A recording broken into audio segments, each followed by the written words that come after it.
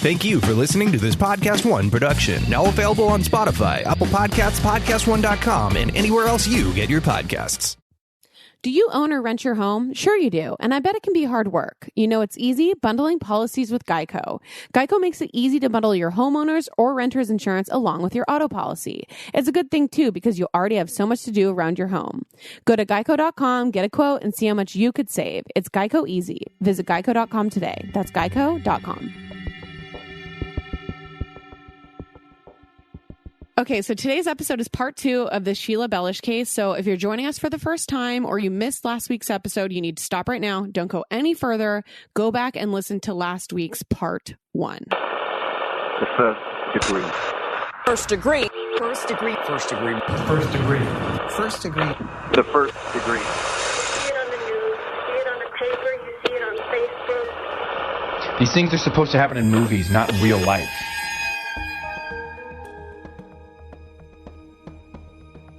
The pictures of the babies, that strikes home with people that watch the media.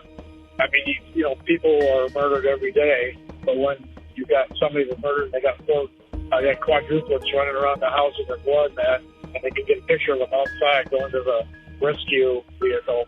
That hits everybody in the heart. Welcome to The First Degree, the true crime podcast that you might end up on. My name is Jack Vanek. I'm sitting very far away from Alexis Linkletter and even farther away from Billy Jensen. This is week 2 from social distance podcasting for The First Degree. It's been 2 weeks since we've seen each other, since we've held each other, since we've drank together, since I've made fun of Billy's socks. Like, what do we even do? I know. I'm not even wearing socks right now. Oh my gosh, no rules. That's how much it changed. No rules at all. You have bare feet right now? I have bare feet right now in my office. You can make fun of my socks. I do too, but look at mine. Mine are good. What is that? What are Cats? those? They're bunnies having sex with each other. From okay. here. It's just upside down. So we're on Zoom right now, so we can see each other while we're talking. And Alexis just showed me her socks, but they looked like grumpy cat faces. So I'm a little. That would have been better. No, I don't think so. Alexis isn't that basic. But I need to go back to the fact that Billy is going rogue without socks at all. Okay, well, what day is it, Billy? Well, obviously it's April Fool's Day, but it's also 2 other ones that I think are even more significant. It's National Jump in Muddy Puddles Day. You can't, which I think is really wonderful. Do that. Yeah, well, and it's also Maybe. you can go out a little bit, as long as you're not near anybody. A little bit. It's also Sourdough Bread Day, and I don't know if you are like me, but a lot of the people I've been following on Instagram are doing a lot of baking, and I'm seeing a lot of people baking bread. Like sourdough bread is delicious. Sourdough bread is the best type of bread. Number 1, hands down. So it is Sourdough Bread Day. So break it out. People. There's actually a lot of days today. I was surprised that people even went to submit their day, considering April Fool's is such a big day. Mm-hmm. Maybe they're all false days, though. Maybe there's also National Fun Day, and we all know that nobody's having fun today. I haven't had fun in a really long time. This is fun. This is the most fun I've had. Seeing this you is guys, the most fun I've had makes right things now. feel a little bit normal. Yeah. But other than that, absolutely no fun. The most fun part of my day is when I go on a walk, and it's pretty sad in itself. So the only place I go on a walk is the cemetery where Billy has a plot where he's going to be buried. So then I just literally walk around and think about death. And then I come back and I work on shows about death. And then I'm like, wow. It's just a lot of death. Billy, do you have your plot location? Like, can Alexis go visit it already? I do have the plot location, but it's a secret. I do not have it. I will say it's right near Vampira's plot. Oh, where she is actually buried. Yeah. What's do you her know real who your name? neighbors are? Yeah. Fred Armisen. Oh, perfect. Well, that's enough of that. So let's turn down the lights and turn up your anxiety, because this could be you.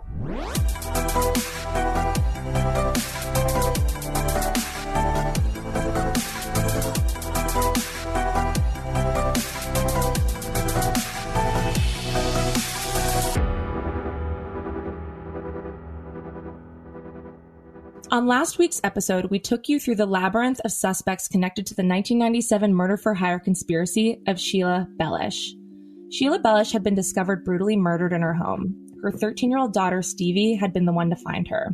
And Sheila's 4 quadruplet babies were covered in her blood at the scene after being left alone with their mother's body for more than 6 hours. So today on The First Degree, in a twist of fate, we also have one of the police officers who worked Sheila Bellush's case.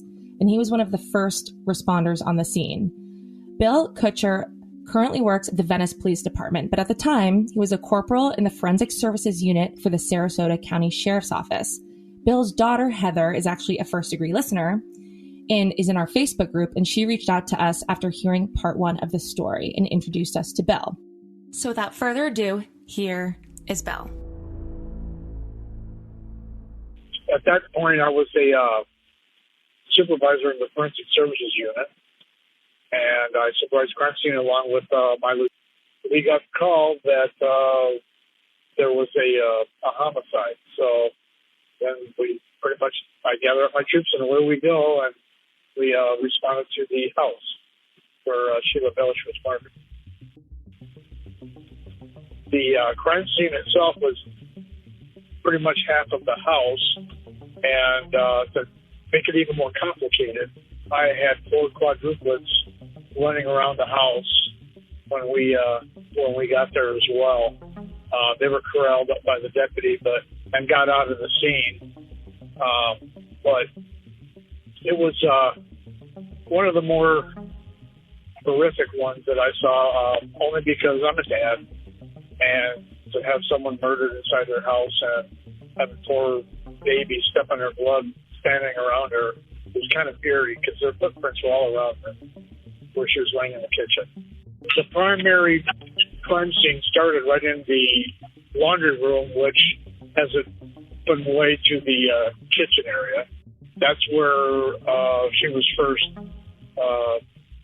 from what I consider, that's where he first pulled a gun and they shot her. It went through part of her jaw and her mouth, and the projectile went into the back room, which was like a living room. I don't know if it's a formal living room, if you call it that. Hit a mirror and bounced back into the kitchen.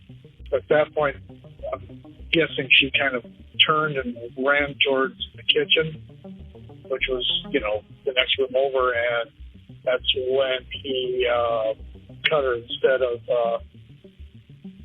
shooting her again. I don't know why. Lord only knows. While she was bleeding out, the wall foam that was on the back kitchen wall, you could see her, because her hands were bloody, she's bleeding out, knowing that she was probably going to die. She's trying to crawl up the wall to get to the foam, and that's where she actually died, right below the foam. There's a reason we're talking about this case. There's a reason why we made it a 2-parter. It's because it gripped the nation. Sheila's case inspired author Ann Rule, one of the most famous true crime authors, to write a book called Every Breath You Take about the case. The case was featured on A&E's American Justice, on 48 Hours, and FBI Criminal Pursuit, just to name a few. Which begs an initial question, what exactly about this case was it that drew people in? And that's what I think caught a lot of media attention, was the pictures of the babies. That really, that strikes home with people that watch the media.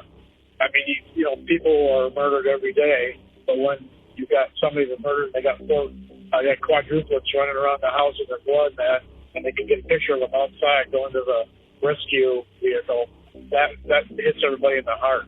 Well, the pictures that showed up on the media, and this is where the anecdote comes in. I had 4 quads running around, one in a life jacket. Sheila's very, very good mom, and if she had to change a baby and she couldn't keep an eye on the rest of them, even though she would have the sliding glass doors shut for the swimming pool, she would put life jackets on them in case if some slipped, one of them ran away real quick, fell in the pool. At least she could. They would drown. To answer your question, that being said, I had to get the life jackets and the clothing off of them because they may have trace evidence on them. Now, hanging over that sliding glass door that led to the pool were 4 outfits, and most of my detective friends and that will never let me live it down. But I had all 4 quads in the a rescue vehicle, an ambulance, and we took their clothing off of them. But they have, most of them were diapers, and I gave them the 4 outfits that were hanging up. The problem was those outfits that I put on them, unbeknownst to me, were skunk costumes for Halloween. Skunk costumes. So, but it served the purpose that they were hanging up, so I know it wasn't involved in the scene. We grabbed extra diapers out of the scene, and they were re-diapered and put their skunk costumes on, and that kept them warm. This site that Bill came upon at the Bellush home is one no one would ever forget. But what's a little bit harder to keep track of is all of the players in this very layered case. So, as a refresher, evidence at the scene led police to track down Sheila's killer, a 21-year-old named Joey Del Toro. And while Joey Del Toro had been the person to physically perpetrate the murder against Sheila, the police and Sheila's family suspected that the man behind the killing was Sheila's ex-husband, Allan Blackthorn. And while they suspected the ex-husband, they struggled to find a connection between the wealthy retired businessman and the 21-year-old Del Toro. But the police didn't give up, and eventually the players in this case started to fall like dominoes, all making confessions along the way. And the truth came out. Sheila's ex-husband, Allan, had recruited his golf buddy, Danny Rocha, who then recruited golf caddy Sammy Gonzalez, who then recruited his cousin, Joey Del Toro, to kill Sheila. In a chain of events that's like a deadly game of telephone. In the end, everything led back to Allan Blackthorn. Seems simple enough then, right? Wrong.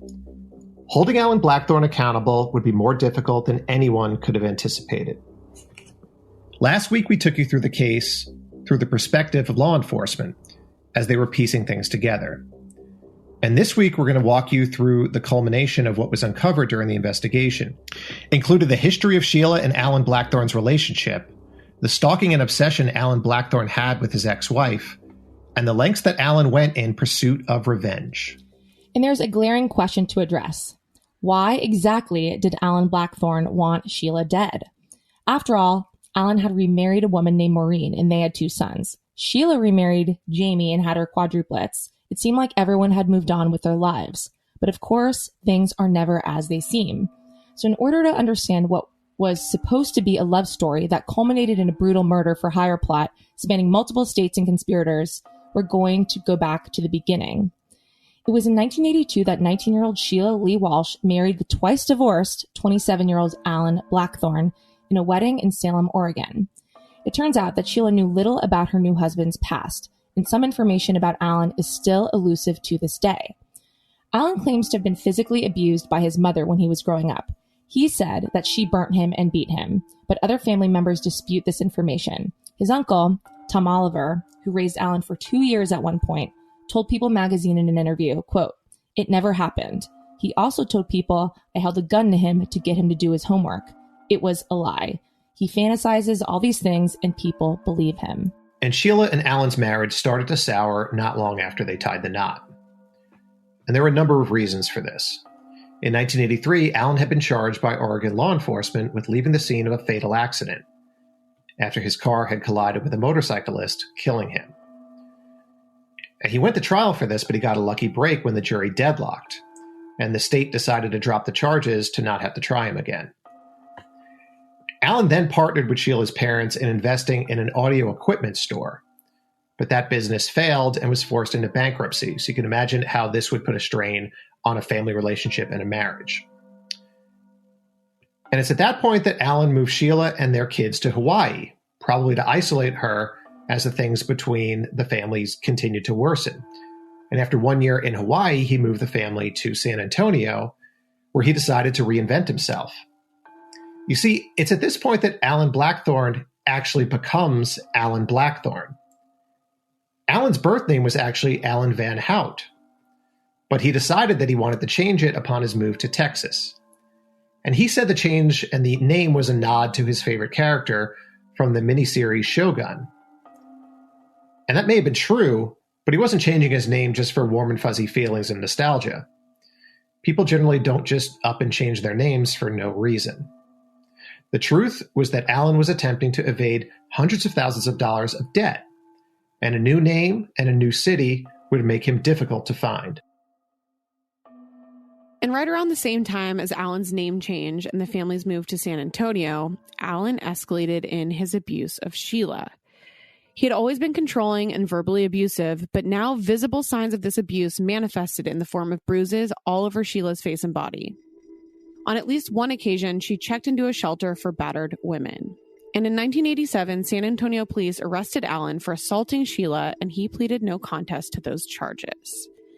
And while this abuse continued, so did Allan's shady business dealings.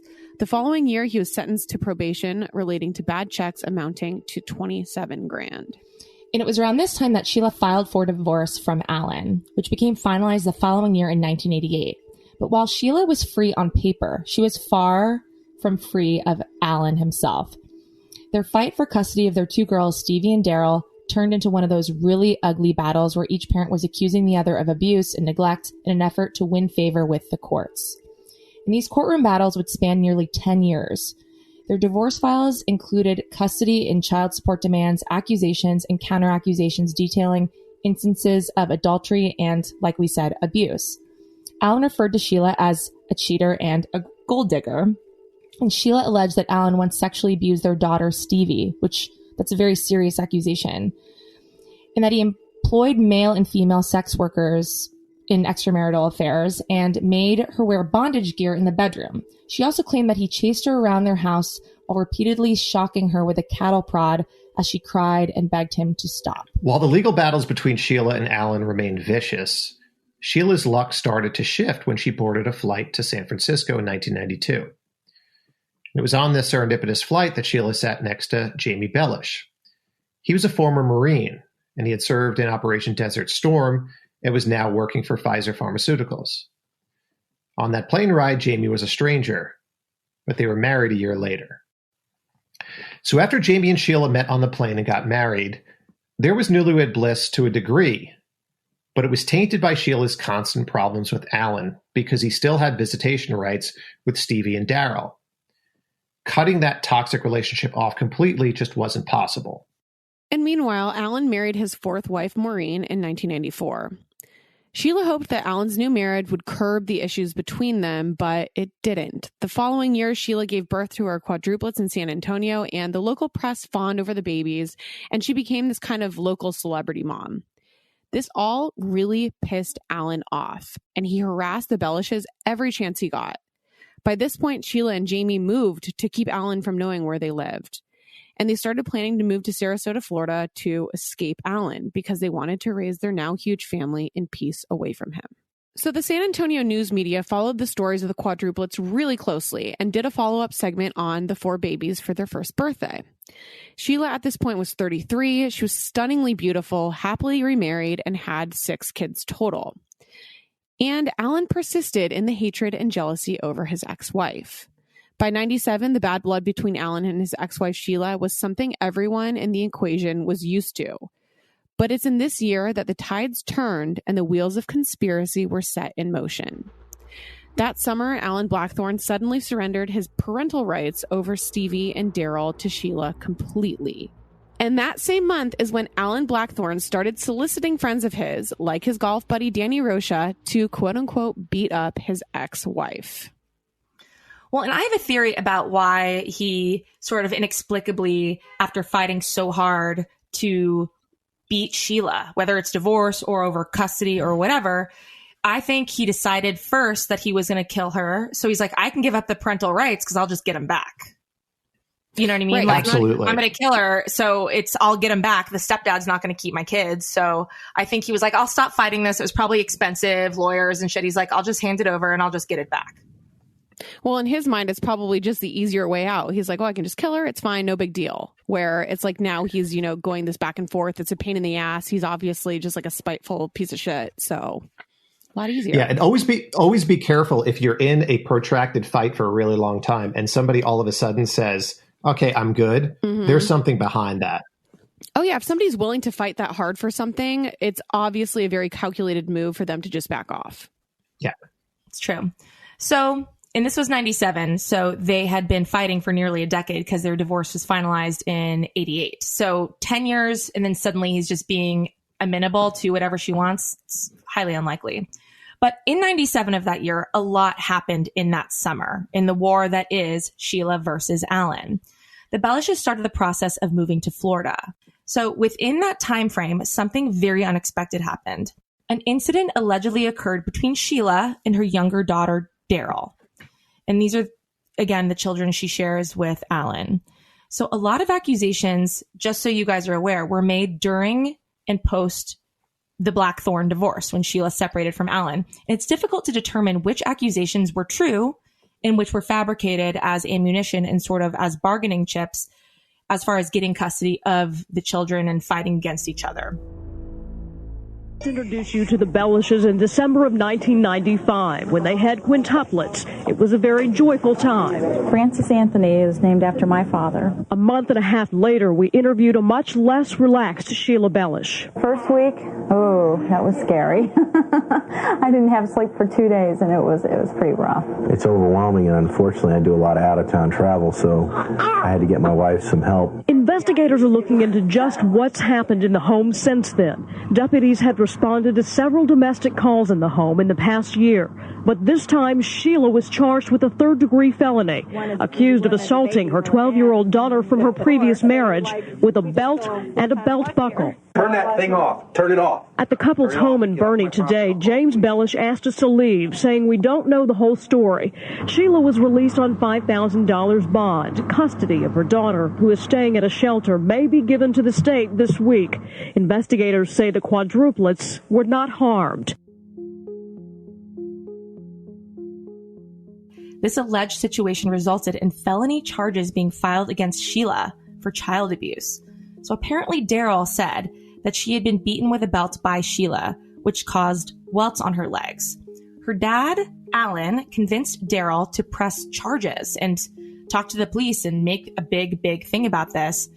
This, quote unquote, meaning maybe it happened, maybe it didn't, but he manipulated Daryl into pressing charges against her mom.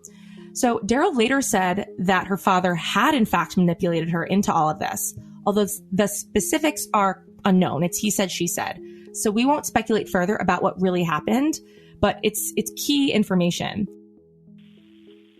But there may be underlying issues too, because there were accusations of abuse towards his two older daughters, or at least one of them that I know of. I think that came up in the investigation as well, and which is, I think, one of the reasons that Sheila was trying to get away from him and get divorced, because she suspected that. I guess she talked that with Jamie for quite a few times, and that's why they decided, Sarasota place to be. The first reason that this is key information is because Sheila was arrested. She's arrested for child abuse, and her daughter was placed in a shelter. Now, this is some serious shit. The next day, Sheila was released on bond. And Sheila, of course, intended on getting Daryl back. And she denied that this abuse ever happened, but the court process is slow. It's always going to be slow. And we can already tell Allan is a psychopath, but here's where he starts leaving tangible evidence that he actually is a psychopath. Allan called the bail bondsman that Sheila was using, and he posed as her attorney in an attempt to trick the employee into giving him Sheila's new address, which was information that she had deliberately hidden from Allan. She didn't want him knowing where she was living. But lucky for police, Allan had no idea that the company recorded all of their phone calls. Yes, ma'am. You folks have a bond on a Sheila Bellush for $5,000? Well, I can't release that information. I don't know who you are. Okay, what I'm trying to figure out is that, I'm somebody that they owe money to and they skipped out of state on me. I'm just trying to figure out where out of state that they run. I don't know. Pretty disgusting, anyone that would hurt a child. This is true.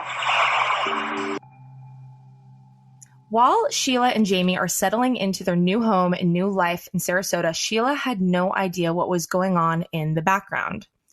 As it turns out, Allan had already learned the address of their new home. And the question is how? Well, Allan had hired a private investigator named Chuck Chambers to hunt Sheila down. And he did, not knowing that he was handing over her location to a total psychopath.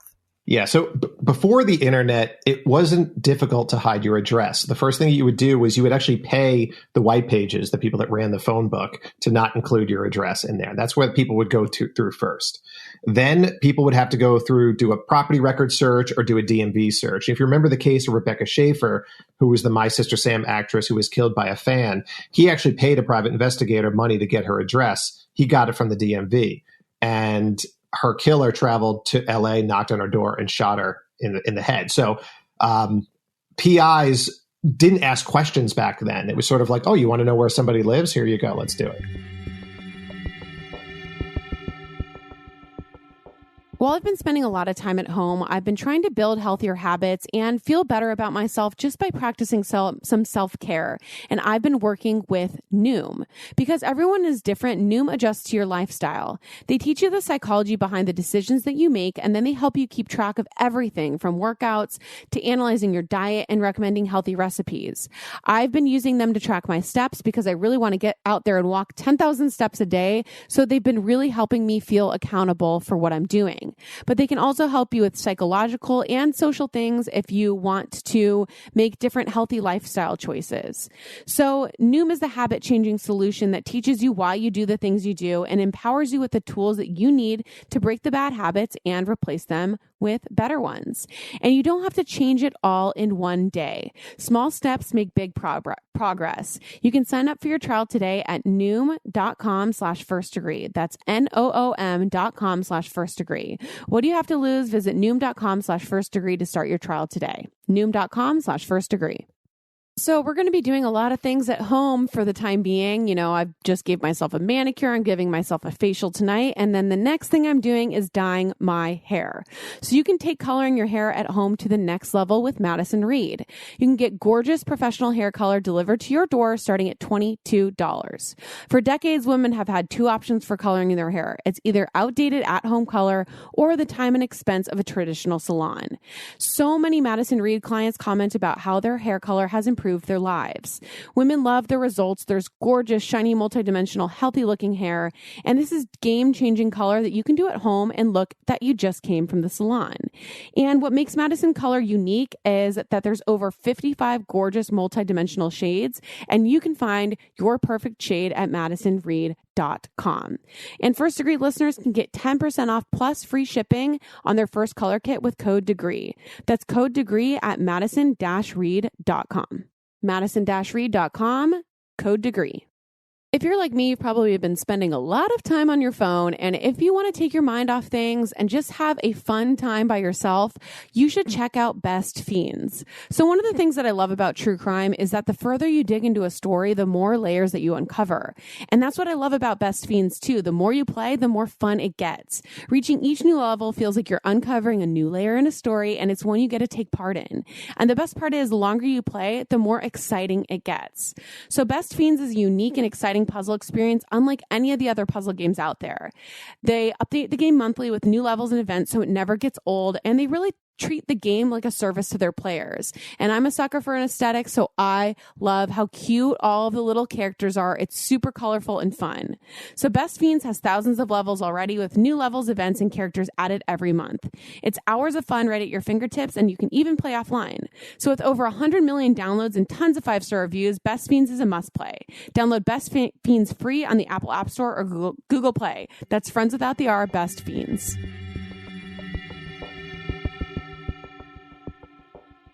I think it's also interesting to note too, like we're pretty sure that Allan was a psychopath, right? And we're kind of reading things verbatim of the information that he got from people, but you're not really remembering the fact that psychopaths are extremely charming and can basically get whatever they want very easily and get information out of people, even if it isn't a private eye, just by being their charming selves. Well, exactly. They know how to elicit the response that they need. They wake up and their brains don't work like ours, where we are saying, I would never do something like that. Why would somebody wake up and think about who they're going to manipulate today to get what they want? That's not how regular people think. That's how psychopaths think. No. And it's why he was able to manipulate his daughter, Daryl. You know, and here's why. So what Allan did was tell people that his wife was abusive towards his children. That's what he told the Private Eye. And he has a total like Bundy vibe if you watch any of the shows about him. And the sob story that he told people was, my wife is taken off with the kids. She's abusive and I need this address. I need information about her. What he did essentially was manufacture evidence of this abuse by manipulating his daughter into making the claims. So his story to everybody is that she's abusive. He needed proof. So he manufactured that too by manipulating a pre-teenager and that's how selfish you are. Like, you're going to damage the relationship between a daughter and mother so that you can have a little pawn to use at your advantage. So that's what all of this is. It's like he's just checking things off his list, how he's going to get people to do what he wants. And completely screwing up his daughter in the process too. You know, you're damaging your daughter forever. Yeah. No, he doesn't give a shit. And it's just interesting that he's like projecting.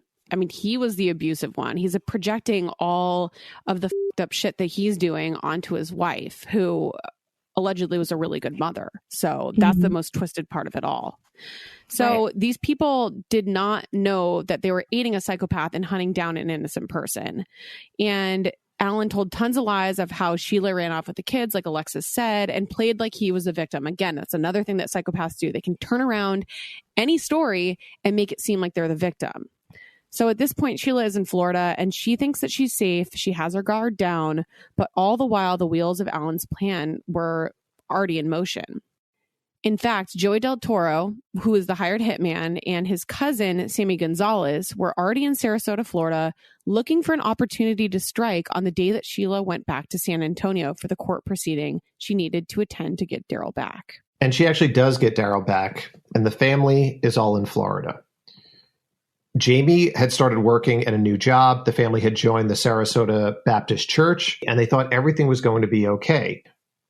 But as we all know now, that wouldn't be the case. And then finally, after months of planning, conspiring, and after more than a decade of harassment, Allan's plan is carried out on November 7th, 1997. Yeah, it's a lot of emotions involved with that case, especially when she was laying there below the floor. The amount of bloody footprints from the cloths was unreal. Basically, they're all standing around her looking at her. That hits really close to home. That is one of the things I won't forget. Back in those days, I was single, and since I was married, have two lovely daughters, and as soon as you have a child, when you have a case that involves a child, whether that child is a victim or is the child of the parent that's a victim, it really kind of gets you right in the heart. You set your feelings aside until you're done, and when I got home, I might just sat down and just shook my head, took a deep breath, just couldn't believe it. Somebody would do something like that. Joey Del Toro drove 1,200 miles to Sarasota, where he shot Sheila in the face, slashed her throat in front of her babies. Del Toro had left a vivid trail of clues, including a bloody fingerprint, and was easily identified. In the forensic aspect, because most are civilian, I was sworn as a supervisor of that, but their drive is to get what they can get and get it indicative of a suspect, and then present that in court and put that son of a gun away for however long it takes. You know what I'm saying? That's a little bit different than the cops. You know, we try to, if somebody screws up and they're in need of arrest, you know, that's what we do, and to keep peace and to keep, you know, everybody on the straight and narrow, so to speak, the public. But a forensic person, that's a drive similar to like a police officer has. And it's to get the bad guy, you know, because basically a lot of these cases would not be solved without a forensic technician, a CSI, a detective, a forensic detective, which I was, and that was our goal. I mean, you got nothing, you go let your evidence talk to you and try to find the guy that did it, guy or girl, whomever, and give the family closure, because that was very important as well. And as we know from part 1, once they identified Joey Del Toro, they identified the other conspirators, Del Toro's cousin, Sammy Gonzalez, and Danny Rocha, Allan Blackthorne's golf buddy. The first person to face charges was Sammy Gonzalez, and he was smart. He cooperated right away and pleaded guilty to conspiracy and received very, very reduced sentence. The next person to be placed under arrest was Danny Rocha, and Rocha was key to proving Allan Blackthorne was the mastermind. But Allan wasn't arrested. He wasn't arrested for more than 2 years, and here's why. Rocha refused to talk or cooperate without a sweetheart deal and was trying to strong-arm the state into giving him one. He thought that because he was the only person connecting Joey Del Toro to Allan Blackthorne, that he was key and that the prosecution would give him whatever he wanted. And they eventually did agree to give him a deal. So what he did was confess to everything. But when he was asked to take a polygraph test to prove that he was telling the truth, he failed. So the prosecution tossed his deal. He went to trial and he was found guilty of principal to murder in the first degree and was sentenced to life in prison for his role in the killing. All while Allan Blackthorne remained free to work on his golf swing. So what I will say about Danny Rocha, all he did was make a phone call and he got life in prison. So they don't f*** around with conspiracy. Like, no. You introduced, they go, I want to hurt or kill someone. I got a guy. You're that middleman. You're just as guilty. And he tried to, with the prosecution, instead of cooperating, I think it was the 48 hours, they were like, yeah, he was stupid. He should have talked right away and he would have gotten a deal. Right. He would have gotten, 20 years, but to get life, you idiot. Yeah, he's like trying to control the system and he ended up getting bit in the ass. Greedy, yeah. Yeah. So Allan Blackthorne is still free and weeks turn into months. And the proof was lagging behind the suspicion. As investigators worked to prove what everybody already knew, Allan was spending his time at those country clubs and conducting media interviews, and he steadfastly denied the implications. The killer and the other conspirators had never met Sheila, but all of them knew or knew of Allan from the golf courses where they worked and played. Each of them implicated Allan in their confessions, but none of them could prove Allan's involvement. There was no paper trail, no transactions, no calls between Allan and the triggerman. All they had was the word of Danny Rocha, which they couldn't trust because of his shit credibility. It was not enough evidence to win a case against a man who could hire the best defense counsel in Florida. So Allan turned into San Antonio's version of O.J. Simpson. Reporters were digging up dirt on his past, and it was even revealed that Allan and the prosecutor had dated the same woman in the past. So it's these sensational stories like that were all over the news. And for more than 2 years, Allan smugly lived his life after he had stolen Sheila's so insanely brutally. But that was all about to change. Finally, 2 years later, the state believed they had enough to win a conviction if they took Allan to trial. Eventually, FBI agents and Texas Rangers invaded the Blackthorne's San Antonio mansion, and they took legal documents and family photos and photographed the trove of his sex toys. At trial, the prosecution painted Allan exactly as he truly was, a sadistic psychopath who stalked and murdered his ex-wife after obsessing over her for nearly a decade following their divorce. And the trial exhibit that the prosecution decided to lead with was the 911 call that Sheila's oldest daughter, Stevie, made when she found her mom's body.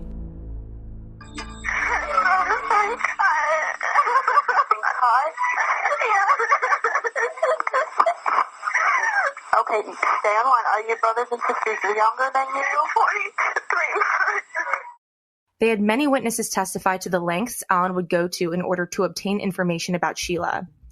One of Allan's former employees testified that Allan ordered her to follow Sheila home and report back the address. And the jury heard that recorded phone call when Allan had called the bail bonds company and posed as somebody else to try to extract information from them. And the jury further learned that Allan would not speak to his daughters for months at a time, but then promised he was coming to visit as a way to get the address and cajole them into giving him information about where Sheila was. And after he got the information he needed, he would disappear again and ignore the girls for months. Depositions from Sheila and Allan's divorce were also introduced. In them, Sheila told the lawyers that Blackthorne had threatened to maim or kill her, adding what seemed, in retrospect, to be a forecast. Quote, "He told me he was in a position to have somebody else do it." So Allan's defense claimed that Danny Rocha did all of this in order to get in Blackthorne's good graces because he wanted to have a lucrative relationship with him. So we're thinking this is a guy who just wanted to get a rich friend. Another theory the defense introduced was that Jamie Bellush was responsible, despite his airtight alibi he had, and even though there was no evidence to connect him with any of the other conspirators. Remember, there was evidence to connect the conspirators definitely with Allan Blackthorne. Good morning, guys. Hi, how are you doing? Doing all right? All right, y'all, what are we arguing about today? Now Blackthorne's attorneys say they'll prove in court Jamie Bellush is the real killer. We have telephone calls going to Gonzalez, Del Toro's girlfriend. We believe those were made by James Bellush to find out where Del Toro was because he was late. Joey Del Toro is the accused triggerman. Two others, Sammy Gonzalez and Daniel Rocha, pled guilty and were convicted in Sheila Bellush's murder. So what does Jamie Bellush have to say about all of this? I've never met him before in my life. Were you expecting something like this eventually? Well, it's sort of his MO, I guess you could say. I truly hope they are stupid enough to try to prove Jamie Bellush murdered his wife in trial. I'm looking forward to that issue. That guy who just said that about being stupid, that's the prosecutor. Love that guy. The Blackthorne's attorneys say evidence will show Jamie Bellush's alibis on the day of the murder don't check out. Here's the thing. Jamie's alibis do check out, and now we're going to hear from the defense attorney. This isn't a matter of the lawyers making allegations. This is what the evidence is turning up in both in Texas and Sarasota, Florida. These are what witnesses are saying. That's simply not true. Either way, the prosecution was pretty excited for their key witness, Danny Rocha, who, although wasn't given a deal because they didn't believe his testimony to be reliable enough, did still testify in this trial against Allan Blackthorne. Danny Rocha did testify, and he pointed the finger squarely at Allan as the mastermind of this whole thing. He said that Allan had convinced him that Sheila was a danger to their kids and that she was an evil abuser. Joey Del Toro was offered $4,000 to kill Sheila, and as we all know, he did.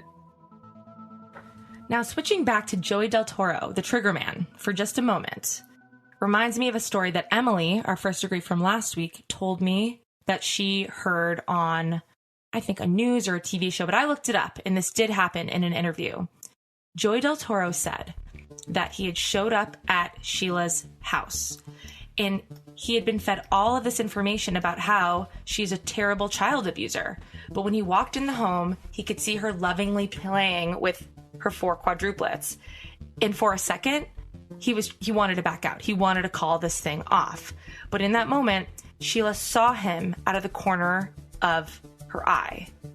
And with that, he decided to move forward. And that's when the murder occurred. But it was so goddamn close to not happening that story's infuriating. But you know what? Joey Del Toro did what he did. He made the decision he made. Joey Del Toro was extradited from Mexico, where he'd been on the run, in 1999. And in 2000, he pleaded guilty to first-degree murder and armed burglary. And he was sentenced to 2 consecutive life sentences, the maximum penalty for both charges. And you know what? He deserves it. But you know who deserves it even more? The person who, without them, Sheila would still be alive. And that's Allan Blackthorne. Allan Blackthorne was sentenced to life without parole for the murder with conspiracy charges. And he would serve this all in a federal prison. Allan Blackthorne's death behind bars was certain. The only variable to consider was how long the psychopath would actually live for. The 59-year-old died at the Terre Haute prison in Indiana 14 years after he was sentenced. Jamie Bellush, along with Stevie and the Quads, moved to his hometown of Kemah Lake in New Jersey to raise them as a single dad. And Daryl moved in with her aunt and uncle in Oregon.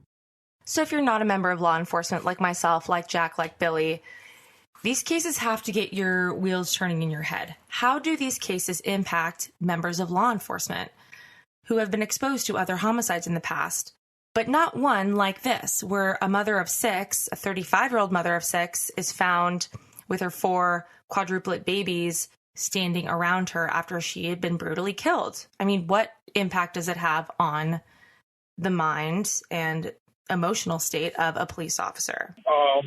When you talk to any police officer, after so many years of seeing a lot of what goes on in society, because most people are oblivious to it, yeah, it does change you a little bit. You have to keep the cop humor going.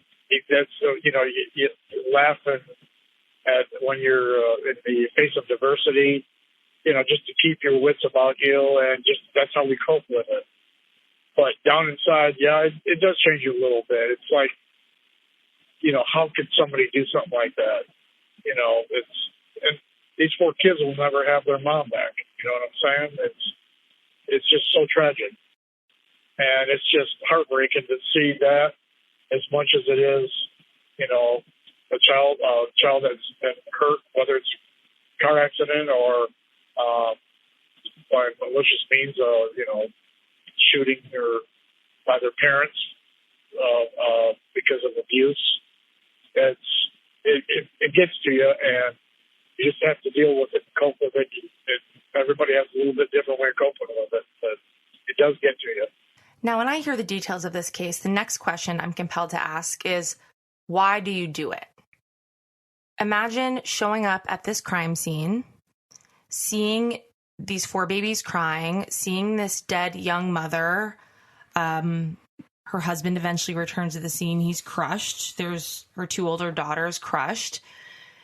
It sounds really painful to be a fly on the wall to all of this suffering. So, of course, it's a question a lot of us have for people who do really difficult jobs like this that take an emotional toll.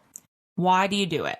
Well, at this point, I train police officers as well. I've been a field training officer all my career, all 36 years. I train people in forensics. I train people on the road. It's just, and I can see it in someone's eyes if they have the passion. You got to have it in your heart to do this. And if you don't, the job will eat you up and drive you crazy. But to answer your question, I have it in my heart. I've always loved it. And from the first day I was on my patrol on my own till tomorrow when I go to work, I look forward to going to work every day. It's a passion, and I love it. The case of Sheila Bellush is so layered, so incredibly faceted, and undoubtedly filled with so much pain. While at the same time, it is filled with so much triumph. Despite the odds, despite everything working against law enforcement, the bad guy did not win. Whether it's a confusion and disgust and trying to understand how 2 people who say they love each other can go from that to a point of souring so drastically that one of them wants to kill the other one and have their lover wiped from the earth. How even when you do something right, and if you do everything right to protect yourself, when you realize you're in danger, as Sheila did, something terrible can still happen. How sometimes it feels like the bad guy is winning, but then you remember that win, that victory, when you're evil is only temporary. And I'm going to end today's episode the same way I ended part 1 of this 2-part series on Sheila Bellush, because God damn it, Benjamin Franklin has quotes for days, that guy, that encompass feelings in a way I didn't know possible.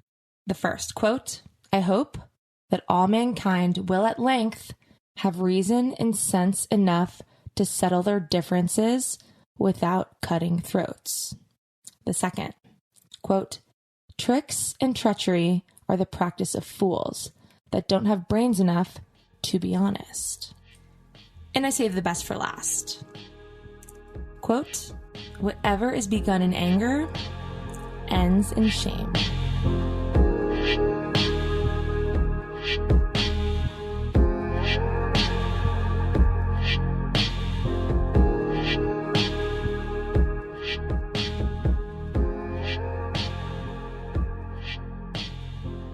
A big, huge thank you to our first degree officer, Bill Kutcher. I am so grateful we had you for today's episode.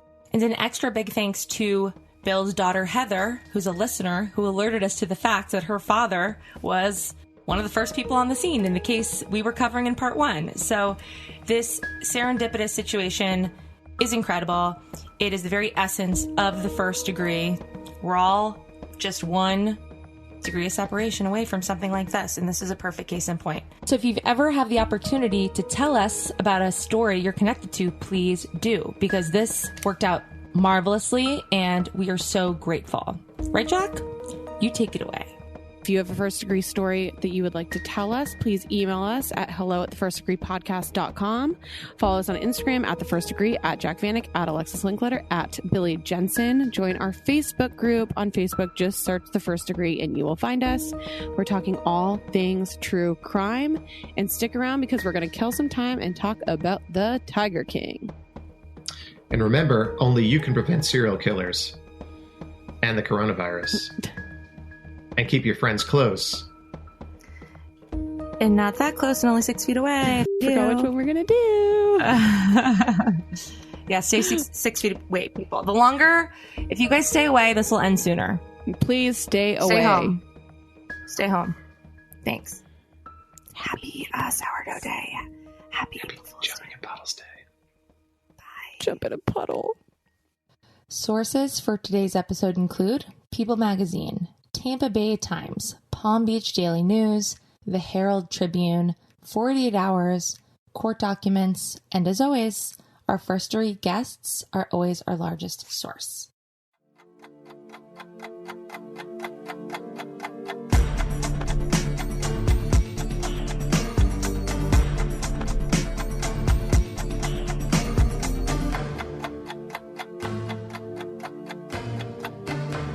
All right, welcome to Killing Time. Again, we are still remote from each other. We're trying to make it feel like we're around. We're having a drink at 3 p.m., just trying to live our lives. But, you know, how are we doing? We're good. It's a little sad over here. Yeah, a little sad over here, too. It is really sad. I hate miss you guys. I miss you guys a lot.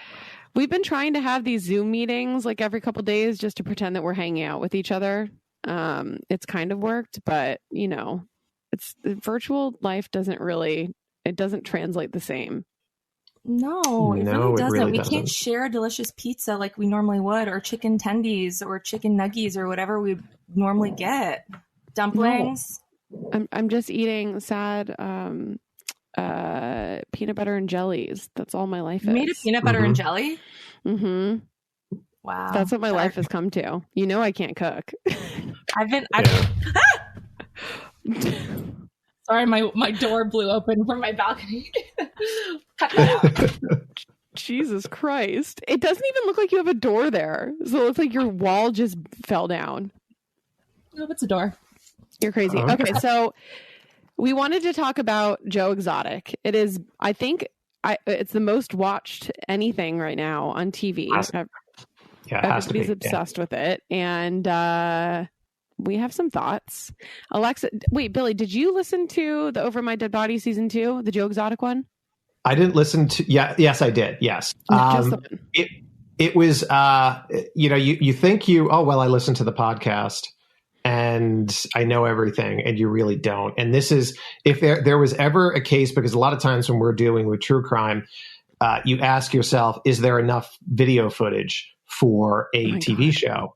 And there's so much footage because these people shot themselves over and over and over again. And not to mention the fact that they are such interesting characters and interesting looking characters that it's made for this. It's made for everybody being at home. It's made for everybody to their jaws to drop. And what I want to know from you all is, what was the biggest jaw dropping moment for you? Oh my God. It was like For every me, episode. it was the suicide. For me, when they played the suicide footage of the surveillance camera inside where the guy who was his Joe Exotic's campaign manager witnessed Joe's husband's suicide, I don't think it was appropriate to use it either. Like I was really surprised. I had read an article too that his family didn't even know that footage existed, and they were watching that all for the first time and saw that for the first time in the documentary, which is extremely f***ed up.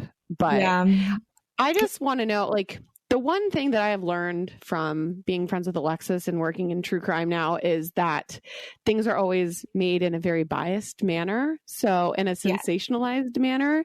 So, I mean, the documentary kind of made everybody look pretty terrible. So I wonder where, things have kind of pushed the boundaries in that sense of, I don't know, like, you don't think that Carol killed her husband, right, Alexis? I don't. I think that if she killed her husband, she would have been arrested for killing her husband. Like, I think there's no evidence to support it. It's ridiculous. And so much of what was in that documentary wasn't true. And it's funny, because I thought that the podcast had way more information than the show, because they get into actually like just different things and you learn way more about sort of the legal maneuvering and things like that. No, definitely about that. But you're introduced to more characters in this show, in the video show, in the Netflix show.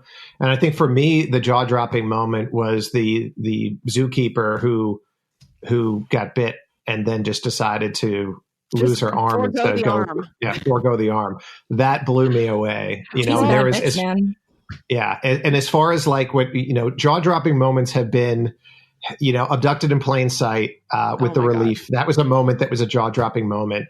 The fire festival when the guy said he was going to have to perform fellatio to get the water out. Yeah. And then, but this one I think trumped both of them. I thought the suicide was the big moment. I mean, that was just the most up thing, but it is. I had texted Alexis because I listened to that podcast a while ago, so I forget a lot of what was in it. And for me, what I remember most is just the Joe versus Carol kind of situation. And I didn't really remember that much that was beyond that in the podcast. But it was just so interesting comparing. I mean, they ran cults. So, and that whole aspect of, the other guy's name was Don, right?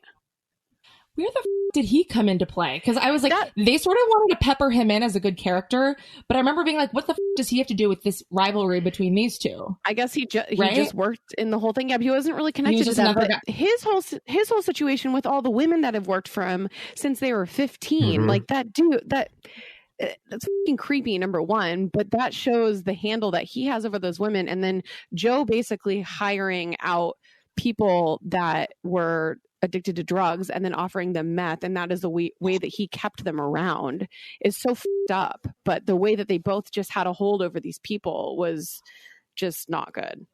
Yeah. And also it was a wasted opportunity to include Don into that series, because he should have his own, because it is a cult, and he's an animal hoarder, like exotic animal hoarder. So it's like, it's interesting. Yeah, they introduced him in the beginning and then kind of just forgot about him. But his story with all those women and stuff is so fascinating as well, that they should have gone further into his whole situation too. And the fact that he was on stage with Britney for I'm a Slave for You at the VMAs is so crazy.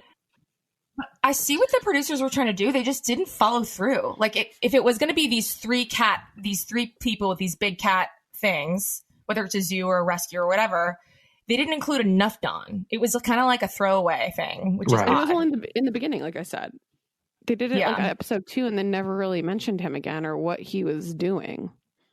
You know, one of the things that I see happening right now is that, if everything does get back to order and by Halloween, this is going to be the costumes for Halloween. It's going to be people dressed up as Joe Exotic, people dressed up as tigers, people dressed up as each character. This will be the Halloween costume of the season.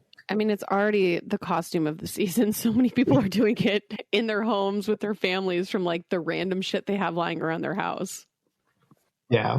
But you know that there's, yes. Yes. And what's the next thing that's going to come up, though? Because everybody's watched this now. Everybody's gone through. It's interesting because of the Netflix algorithm. It's hard to find older things that are just sitting in there, and same thing with Prime and same thing with Hulu. So what's the next thing that people are going to really, it's going to resonate with people? It's going to be interesting. I mean, people that put out I don't know that anyone winning. resonates with Tiger King. I think it's just a train wreck you can't look away from. Shock value. Well, it still resonates. You're not identified with it, but it's resonating with you, though. In what is the show? I mean, how is it resonate? Resonate is when there is a personal connection to it. It's my opinion. Oh, you can't find a person that you identify with on that. Who would you identify with? Probably that long-haired filmmaker. I mean, maybe the producer. Actually, no. You know what? The producer that used to work at Current Affair or whatever, that guy. Yeah, who was just like, I'm going to make $1 million with this guy, and then his stuff all got burned up. Yeah, the old guy. I know. So this is the footage that was in addition to all the shit that got burned there. Then, correct? It must have been. That was not clear to me. It was not clear to me. It was a lot more clear on the podcast in like whose footage was what. But he also did his own and whatever. Another thing they missed on the show was how many tigers Joe killed. Like there was like one throwaway line in the series that's like, I euthanized 5 tigers. But on the podcast, it's like the filmmaker whose footage was burned was talking about it. He's like seeing Joe shoot tigers in the head, like willy-nilly, like. And I understand you can't like have don't f- with cats and then just the pendulum swing over here with shooting tigers on TV and shit. But they made him look, believe it or not, better than he is. No, and I know looks real bad, but he's even worse. He actually, I mean, there is something that's like endearing is not the right word I'm looking for, but there is something about him that's attractive to a viewer, I guess. And he's unapologetic. Yeah, like, he really is. And I guess that kind of like overshadows the fact that he was a kind of terrible person that did a lot of terrible things. And people just looked at him for his entertainment value. I think the one thing that they did as filmmakers is that they did set him up as sympathetic in the beginning. And then you see it start going. And they really started getting you. It was very well done the way that they started getting you to like somebody or dislike somebody, and then they flip it. And I thought that was interesting. And somebody tweeted out that Joe Exotic is Steve Irwin's Wario, if you know anything about Mario. Oh my God, Super Mario Brothers, which is perfect. He so is. Well, that was one of the craziest shows I've ever watched. I don't know if it's crazier than Abducted in Plain Sight or not. I can't really decide. Abducted in Plain Sight is so f***ed up. So, like it's the most f***ed up thing I've ever watched in my entire life. Me too. It's just unreal that show. I almost don't believe. This is like, put a bunch of rednecks with some tigers. This is kind of what happens and kind of like legal stuff, but no, Abducted in Plain Sight is mind-blowing. It's all like theatrical and people are doing it for show and all that shit, so it kind of is believable. But Abducted in Plain Sight, all this shit happening like within a family that nobody knew about. Secret, yeah. And thinking, this is all okay. This is all okay. We all think this is okay. Like, this is everyone sort of being sucked into the dysfunction and like not, who said it? It was one of the profilers we worked with says like psychopathy can't see psychopathy. You know what I mean? So when you're raised in a family where there's so much dysfunction, it's normalized where nobody can call it out because everyone's just living it and used to it. Just so used to it. Yeah. It's crazy. Yeah. That's insane. We don't want to blow Abducted in Plain Sight for you, so we're not elaborating. But if you haven't seen it, go watch it and you'll know exactly what we're talking about. If anybody needs another binge, Abducted in Plain Sight, I think it's either a 3, just 3, or 4. 2. It should have been 20. It's a couple. But it's crazier than Tiger King, and I'm trying to think of any other recommendations that we have for binge watches for people. I actually have a recommendation. I've been binging on Discovery ID, Murder in the Heartland, and it's like an anthology series, but it's so well done. It's very Netflixy and vibey for an ID show. It's really, really, really good. Billy, that's what I was. I emailed Billy last night at like 3 a.m. some ideas. I'll forget if I don't email them to you. Please ask me about these tomorrow. Because I was watching. I don't remember. I have to look. But I was watching Murder in the Heartland, and they're using all these really cool shots. So I was like, "Oh, this is a good idea. That's a good idea." But it's a really good show if you guys haven't, if you like ID and you have access to ID for a long episode. Okay, well, we killed enough time. We're gonna go, I guess, talk to each other a little bit more out of this. Yeah. Time of death 1508. Yep.